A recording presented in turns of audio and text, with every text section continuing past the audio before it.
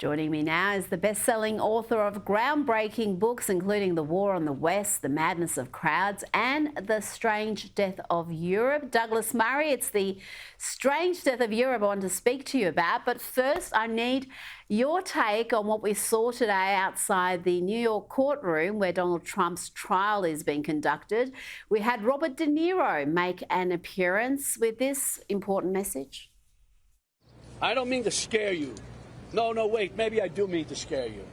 If Trump returns to the White House, you can kiss these freedoms goodbye that we all take for granted. And elections, forget about it. That's over. That's done. If he gets in, I can tell you right now, he will never leave. He will never leave. You know that. He will never leave.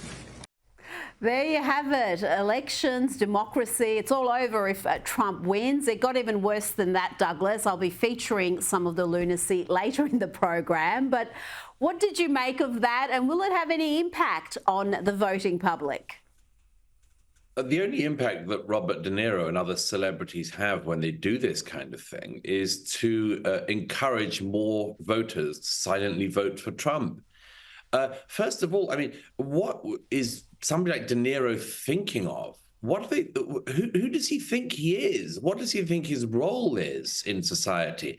I mean, he's an actor, and I think a very good one, which is one of the reasons I really dislike it when I see an actor like him do this, because afterwards you can't help but watch him in a role and then think, oh, there's that guy who's a rather tedious political bore. But it is tedious and it is boring. He has no special insights.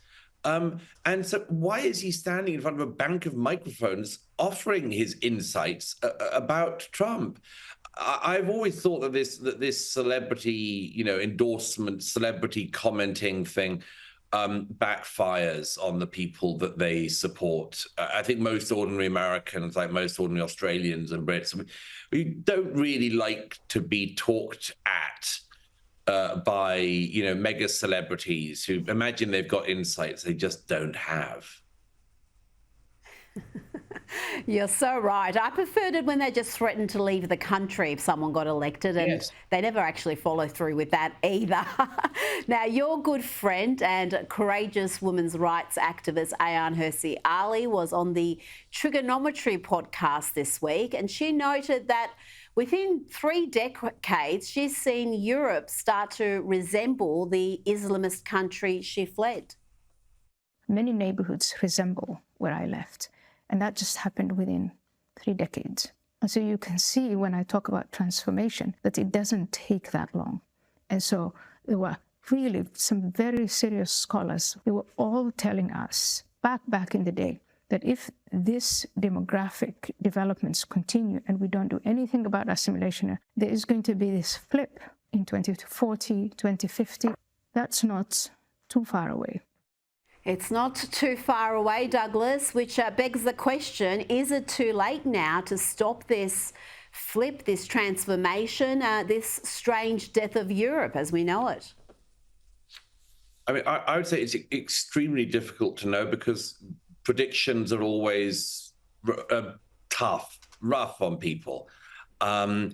All you can do is base them on the evidence in front of your eyes. And I think that what Ayaan said there is completely true and indeed evident.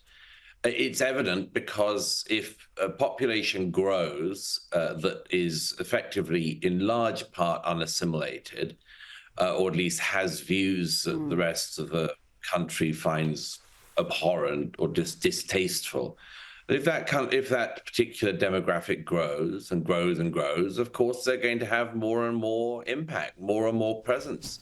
They'll be felt more and more in the country. When Ayaan first arrived in the Netherlands as an asylum seeker, she was one of the protégés, among other things, of the politician Frits Bolkestein. And he was warning about this in the 1990s.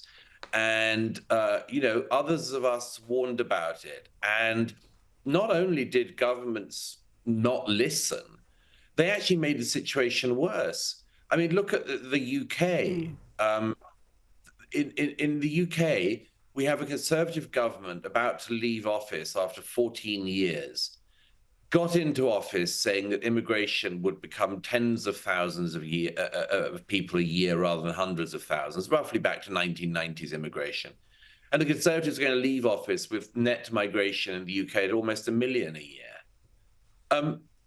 Why did these people not listen? Why did they never listen? Why did they never act on all of the warnings after warnings that people gave?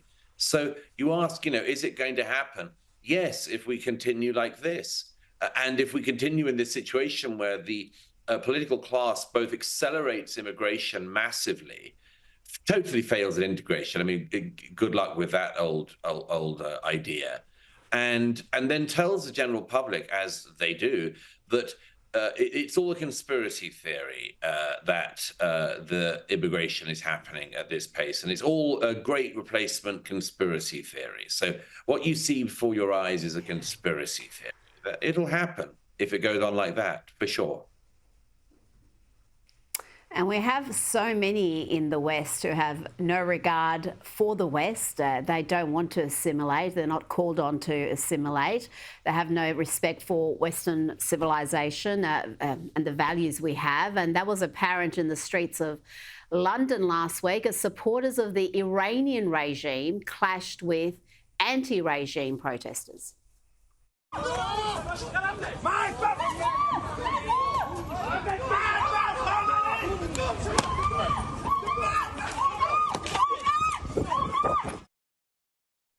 Douglas, the clash happened outside a venue where they were holding an event to mark the death of Ibrahim Raisi, the Iranian president who died in a helicopter crash. Why is anyone who supports the brutal Islamist Iranian regime living in the UK? That to me is incredible. There are so many in the Middle East who would give their right arm to have the freedoms that we enjoy. And yet we have people accepted in as migrants, as residents, as citizens who obviously do not embrace Western values. Yes, I mean, it's not just people like the thugs there the other night. As I think I've told you before, Rita, the former deputy prime minister of Iran, Mohajerani, lives in Leafy Harrow in London. What got regime goons in the UK? Why have we got these people in the country? And again, it goes back to the previous point, Rita. This is what happens if government after government completely loses control of migration and doesn't do anything about it. I think that these people, the people who are, mourning Raisi, mourning the Butcher of Tehran, I don't think they should be in Britain. I don't think they should be there. I don't think there's any reason why the average British person needs to live alongside somebody who's mourning an Islamist goon and monster, and let alone breaking out fights in protest at anyone disliking the. I mean, it's preposterous. I've said for years, if you import the world's people, if you import all the world's people, you import all of the world's problems. And once again, we see that. Absolutely. Problems in the Middle East now play out on the streets of London as they do on the streets of Sydney and New York and everywhere else.